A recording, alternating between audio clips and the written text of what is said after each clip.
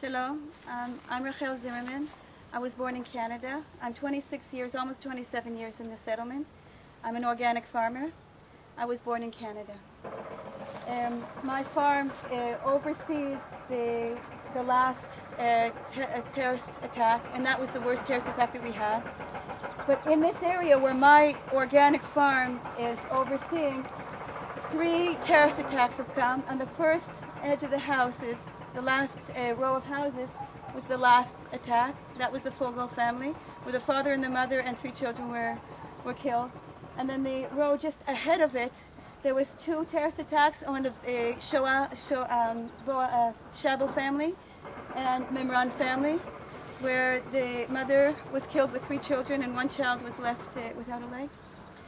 So that's what I see every time I start my day. When I came to Israel, I was on my way to India, and my guru suggested I look for the Peace Now movement.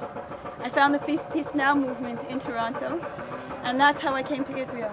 I was in a demonstration in Hebron, and in Hebron I learned something that I was not taught in the Peace Now movement, that for 2,000 years the Jews were in Hebron and were kicked out after 2,000 years in a massacre, the 1929 massacre. And I decided I'm going the other way. I met my husband in Hebron, we were married in Hebron, and we came to Israel. We came to the settlement Itamar. When we came here, there was nothing here, and my husband said we have to do something. So we started, come over here, we started behind that house with the green roof, we started the myrtle, a patch of myrtles that turned into hot houses, 1 dunam of hot houses. This whole area, you can just take a look at this whole area because that's what we had. We had a dunam over where you see there's a broken hot house, an empty hot house. Behind that we had ours. That's not ours. But that 1 dunam turned into 15 dunams of strawberries, tomatoes, cucumbers, peppers, and melons. And we had 12 wonderful years of organic farming. 5 years ago, I found myself alone. My in-laws had come. My husband was an only child and decided to take care of my in-laws, and I found myself alone with 15 dunams. And I decided, I was also pregnant with my last child, and I was not very strong. I had to change things over. I didn't want to lose my farm. But that 15 dunams of strawberries and tomatoes and cucumbers became something I had to change over. I became self-sufficient. Everything I do by myself. I don't buy anything, and it starts with water. Take a look at this hot house, and mine not too. We collect the rainwater through the pipes that run down through the neighbor, underneath the ground. If you can see in the ground that white pipe, try to catch it. That white pipe takes the water, follow me, underneath where we're holding, and is collected to a fish pond, a dunam and a half of water that was collected throughout the winter, and there we grow tropical fish. Okay, so we have, this is a tropical fish farm. We also have another arrangement where we sell fresh fish for eating. I make my own seedlings. There's nothing I grow that I can't make my seedlings by myself. I grow bees, spiders, wasps. I spray organic oils and organic soaps. I also use and gather volcanic ash that I spread it in the morning, and in the heat of the day it burns any predators that I don't want. I also make my own compost from cows, chickens, fish, and goats, manure. But the most important thing is I'm also self-sufficient in marketing. And the way I'm self-sufficient in marketing is I dry everything. And from that I make jams, fruit baskets, fruit leathers. I have 12 flavors. I also dry I also grow feed for my animals. I don't buy. And that's how I've made the farm. So if you want to come with me, I can show you some things that I have. Okay.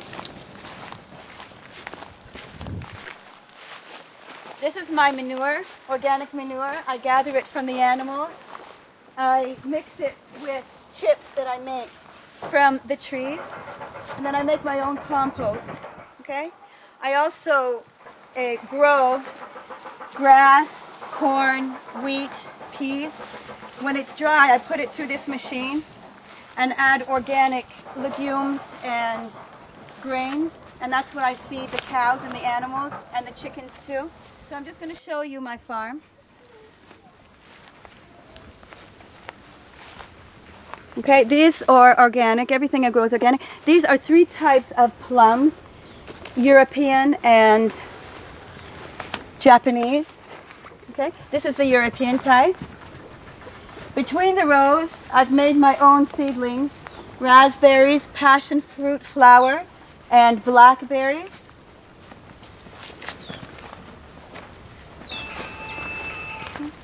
Now I'm in the middle of planting corn. This is corn for the animals. Okay, I grow corn, peas, and wheat.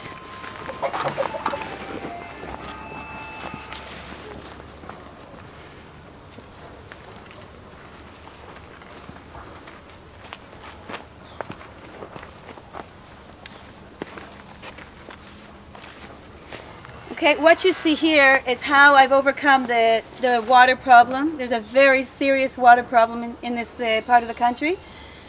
I took off all the plastic of the hothouse and I have netting so that all winter the water filters it down into the hothouse.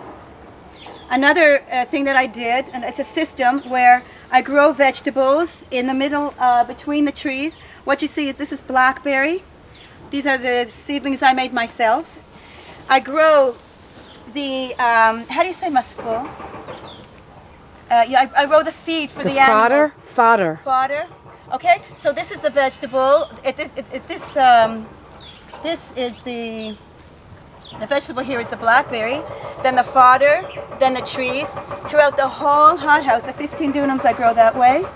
Okay, so I only water the blackberries, so the fodder and the trees throughout the summer are getting watered with a limited amount of water. Okay, I also grow, you can't see them, the spiders and the predator spiders and the predator wasps, and that way I don't have to spray. Okay, and this between plum trees.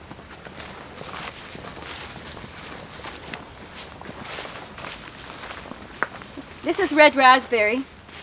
This is a cane that I brought from the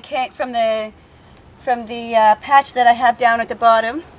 And throughout the winter, I have different stages of when they come out, so that from Shavuot until Hanukkah, which is more than half a year, I have pick your own strawberries, raspberries, and blackberries.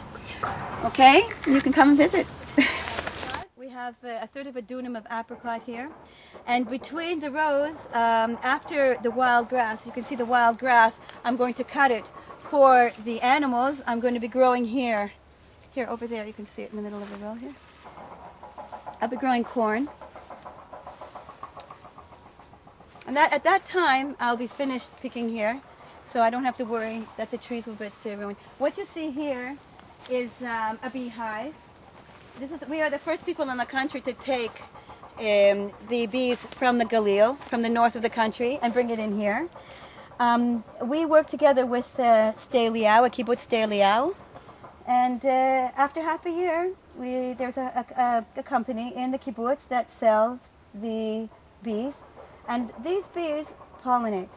They're special pollinating bees for hothouses. Here you see an early season of apples in the next section, but we're going to walk this way. This is my pride and joy. This is we have 2 dunams of a grapevine.